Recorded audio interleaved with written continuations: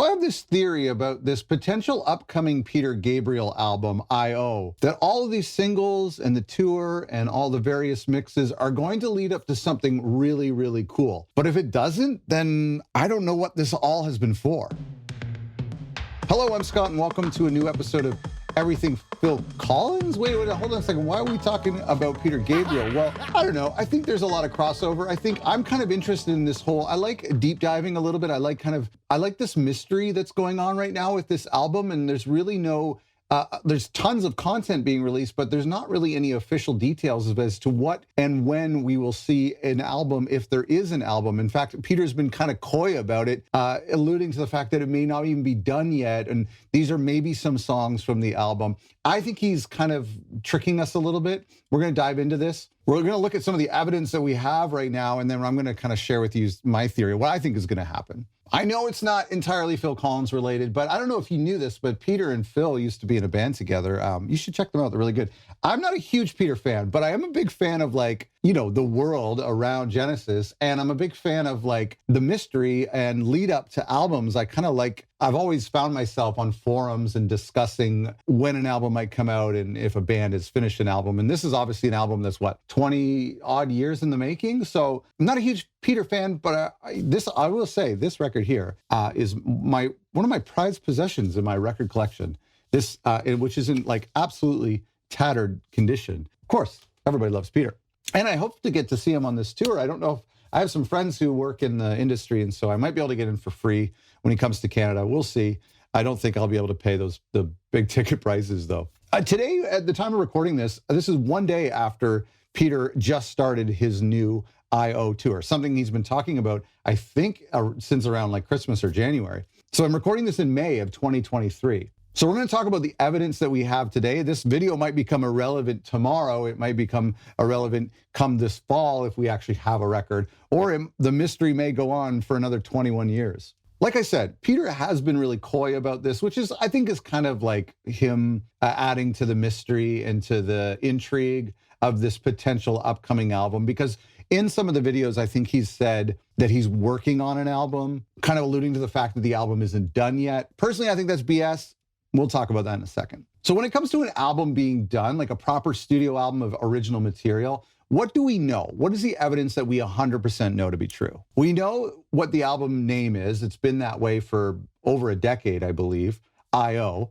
We also know that he's on tour, that there's an actual tour planned. Tickets have been sold. One show as of right now has been performed. We've seen the set list, and it's branded with this album name. That's really significant. If it was a greatest hits tour, then we could maybe speculate that an album isn't really coming. But the fact that it's given this colorful branding with the name I.O., that's really good evidence. We also know that this is a highly planned out campaign. We could question how planned out it was back around Christmas time when there was rumors of a new song and rumors of a tour. But now that we see that a tour is planned, North American, European dates already happening, being sold. And then the start of January, we have Panopticon, the first single.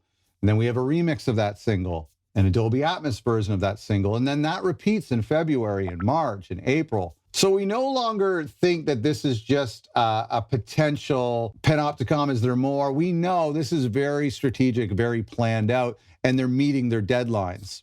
It's also not uncommon for artists to be coy about a release date. Even when artists know the record is 100% done, it's at mastering, it's been mastered, it's at a pressing plant, artists will still be kind of like, I'm still working on it, we might have something out. That's because they like that day when they release everything to the press, they show the album cover, they give the track listing. If they leak too much information, then it takes away from that big announcement. So even though Peter has kind of alluded to the fact he's still working on the record, I think that's just part of the campaign. The other piece of evidence is just how consistent and coherent this campaign has been so far.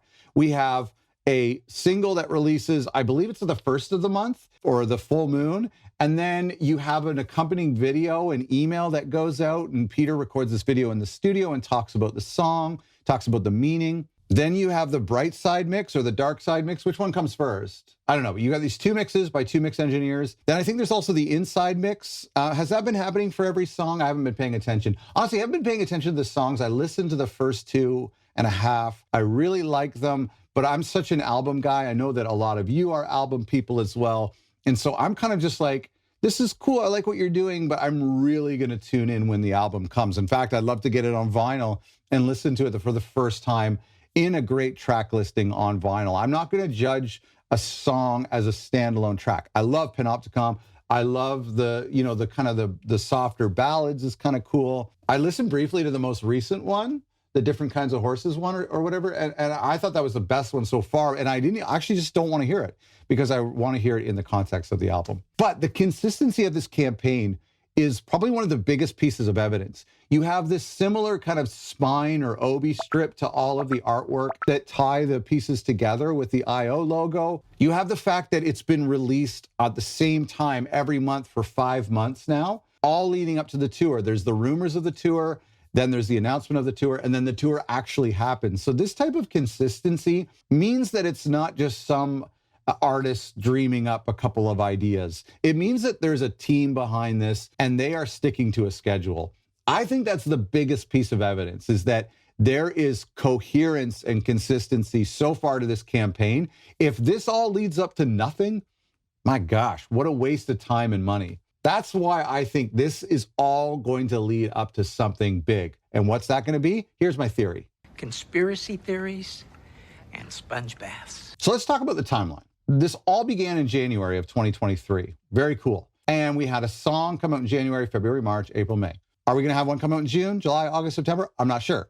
Hopefully. Let's think about a couple things when it comes to the timeline. What time of year does a legacy artist like Peter Gabriel normally release a record? Christmas time, fourth quarter, right? Black Friday. This is when usually end of October, early November, maybe September, but usually October, November, December, somewhere in that fourth quarter is when big artists like Taylor Swift and U2 will release an album, because it's a great Christmas present. And if they release a big box set, which I think they will, or different variations, this is a great thing to get your dad for Christmas. I actually thought the Genesis BBC box set would have come out in the fourth quarter. I think they would have sold more copies if it came out in the fourth quarter as opposed to March. I think something happened.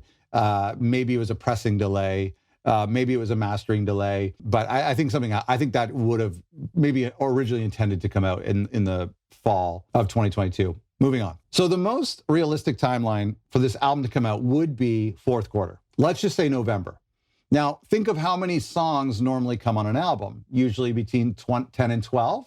So if we were to release all of the songs on an album, let's say there's 11 songs, then this could come out in November. It could come out in October with 10 songs. It might have 10 songs. They're all released up until October, and then the full album comes out in November. Now, you might be thinking, why would he release all of the songs, and then by the time the album comes out, everyone's heard all the songs? What's the benefit of that? Well, there's a couple benefits. Number one is money. Hello, I like money. It actually is making him a lot of money. The reason being is that every single song is getting its own day in the sun, or day in the moon, if you will. Every single song has a chance to be featured by the press, has a chance to be featured on a Spotify official playlist, which they are all getting on Spotify official playlists. If you were to drop the album of 10 songs or 12 songs on one day, there would be only like 1 or 2 featured tracks that would get featured, and some of the other songs would just kind of fall by the wayside and then eventually pick up streams over the next decade or so. But the fact that Peter is such a huge artist and hasn't released a studio album in so many years, in this streaming climate, it makes a lot of sense for him to give each song its own dedicated month. You can rack up all of these streams and actually make a decent amount of money from not just the Bright Side remix, but the Dark Side remix and the Dolby Atmos version. Those are all getting individual streams. All of us are talking about these songs and listening to these songs over and over and putting them on playlists. Each track is practically getting 500,000 to 1 million streams instantly. That's actually not a lot of streams if you compare it to, say, like Ed Sheeran or Taylor Swift or Billie Eilish, because their audience is all about streaming. Their audience was born in the streaming era. Whereas Peter's audience is more about records and CDs. And so that's another pro for doing it this way, is that Peter can benefit from all of the streaming customers and passive listeners who are listening to playlists that might discover IO or Panopticon on a playlist, knowing that his diehard audience like us are going to buy the CD and the vinyl box set when it comes out in the end. The other massive benefit of this campaign is that Peter has been top of mind every single month since January, and the tour has just begun. So this could be just a promotional lead up to the tour. I think we'd all be really disappointed if that were the case. But we know, spoiler alert, he's been playing a lot of new songs on this tour. Regardless, if you look at the Facebook forums and Reddits and Discord, people are talking about Peter Gabriel more this year than any time in the past 10 to 20 years. That's because he's releasing new music and he's doing it slowly. So even though we kind of don't like it, we would rather just a record in our hands. The fact of the matter is he's top of mind in the press and with his fans for a really long time. And if he runs this campaign right to the fourth quarter, which I think he will, then he will have completely dominated this year. Very cool. Now, what are the cons of a slow rollout? Is it possible that his diehard fans will have heard this tracks and been disappointed and maybe not pick up the record when it comes out in the fourth quarter? Maybe. I don't think so. I think even the disappointed fans will still probably buy the record or buy the CD or go to the show. So there's not a lot of cons to this rollout. If this record is going to live on beyond Peter's years, this year of campaign will be forgotten and all that will be left is be the 10 or 12 song record. That's my hope. So there's another theory that I got from our dear friends at Tabletop Genesis, the best Genesis podcast, one of my favorite podcasts to listen to. And gosh, I wonder if those guys would ever come on this show in the near future. There was something they alluded to when they were talking about one of the singles that kind of, I think, is very, very valid. Here's the idea. If you notice all the singles that have dropped so far, none of them are just the original track, right? All of them have this little caveat of Bright Side remix or Dark Side mix or the Dolby Atmos version, which is the inside mix. Is there a digital version of Panopticon? Is there a digital version of Four Kinds of Horses? No, there's not. They all have this little bracket caveat. So that means potentially we have not heard the official versions of these songs, which is very interesting. Now, if we go this direction, and if the final album, whenever it comes out, has Playing for Time and I.O. and Panopticon without the brackets afterwards, and it's just the original version of the song, whatever that might be, is it going to be drastically different than these mixes? Some of you may hope so. Probably not. Probably maybe more stripped back, maybe more elaborate. Who knows? But from a commercial standpoint, this is genius. And this is where I think something could be really cool. A way to entice people to buy the actual album is to receive a physical version or the digital version of the album that they haven't technically heard yet, because these are mixes that have never been released. So if this all leads up to October, November, fourth quarter, a full-length record, the official record should be just the normal versions of the songs without any parentheses, without any alternative mixes. But Peter knows that his audience skews a little old and probably rich. And it makes a ton of sense, and Mike from Tabletop mentioned this, but it makes a ton of sense for them to do a deluxe version that includes maybe a vinyl of the Bright Side mixes, maybe another vinyl of the Dark Side mixes, maybe a digital download of the Dolby Atmos version. Now you're looking at a 3 vinyl or a 6 vinyl set for $150. This makes a ton of sense for a legacy artist like this. I think we're going to see in November or fourth quarter, Christmas time, we're going to see a massive I.O. box set. Maybe the artwork will be a moon, which they're kind of using on tour a little bit. And the general album, you'll be able to get like a 1-disc or a 2-disc version of the original album that has the mixes we haven't heard yet. And then maybe a deluxe box set of the other versions. Wilco has done something similar to this with an anniversary issue of Yankee Hotel Foxtrot. So it's not uncommon for people to do a main album and then alternative mixes on different vinyl releases, and same with CD. This would be very profitable, very exciting. I mean, we started hearing about this potential album back in the end of 2022. I mean, hearing about it in the sense that actually going to happen this time. There's possibility. Here's what you have to understand. After COVID, after that blockage in the canal, there was some serious production delays at vinyl pressing plants. And it was really, I mean, you were up to, for independent artists who were doing only a few hundred copies of records, you were up to like 10 to 12 month turnaround time for vinyl. So around the summer of 2022 is probably, spring